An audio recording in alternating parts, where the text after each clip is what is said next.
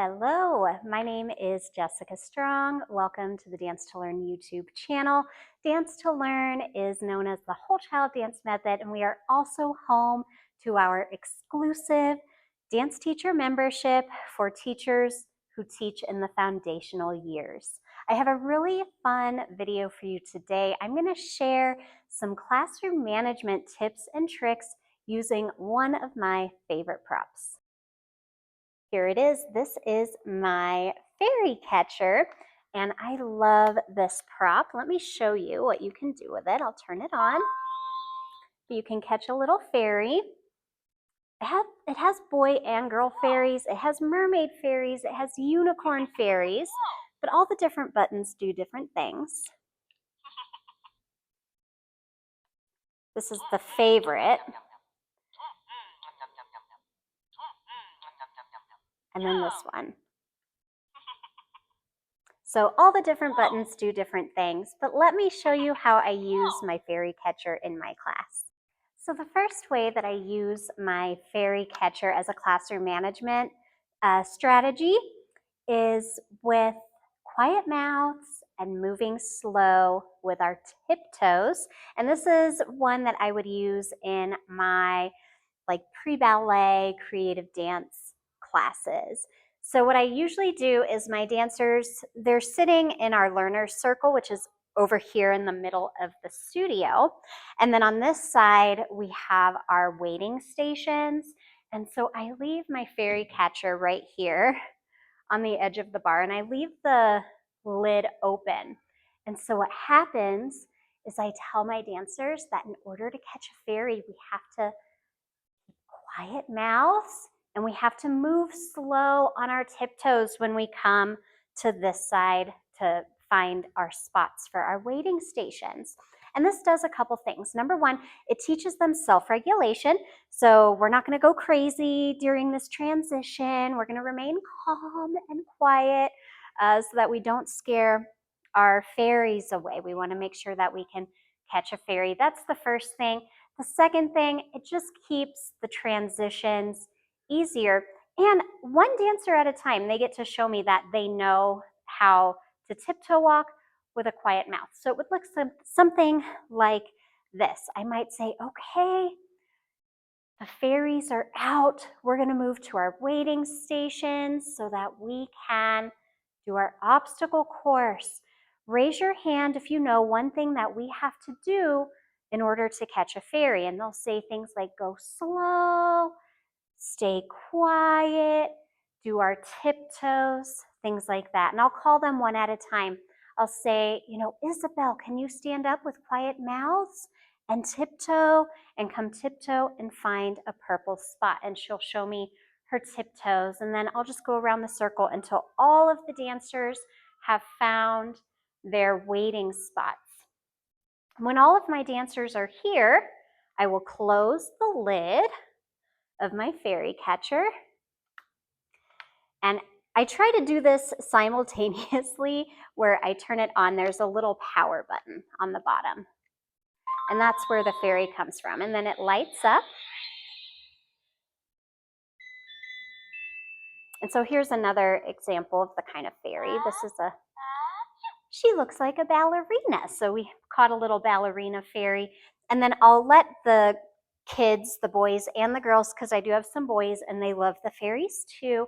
And they all get to press one button. And then when it's time to put the fairy away, we all say, bye-bye, magic fairy. And I open the lid and the fairy, it still lights up. So I say, look, she's flying away. And we put her away until the next class. For this next one, you're going to need to grab those tap shoes. So for tap, the way I use my fairies is as we're putting on our tap shoes, I am sitting with the fairy catcher. We usually start tap in our circle, and I'm reminding my dancers that the lid is open. That means that a fairy might come visit us, so we need quiet tap shoes, because otherwise, when a 3-year-old gets those tap shoes on their feet, they just want to make all of this crazy, wild noise. We want to quiet them down. so that we can catch a fairy. So that's the goal of this. And again, this is really good for their self-regulation, self-calming, things like that, which is an important skill.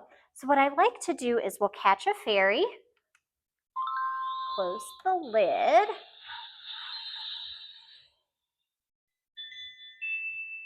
and I show everyone she's a little butterfly. Bless you. She's a little butterfly fairy. So we go through the parts of our tap shoe. So I'm going to say, okay, let's quietly show our fairy our taps. Oh, she likes it. Now we're going to quietly show our fairy our heels. Now let's quietly show our fairy our whole foot. Bless you. Okay, we're gonna say, go hide, magic fairy. And I take her and I hide her and I keep her safe. And then we get to go, crazy.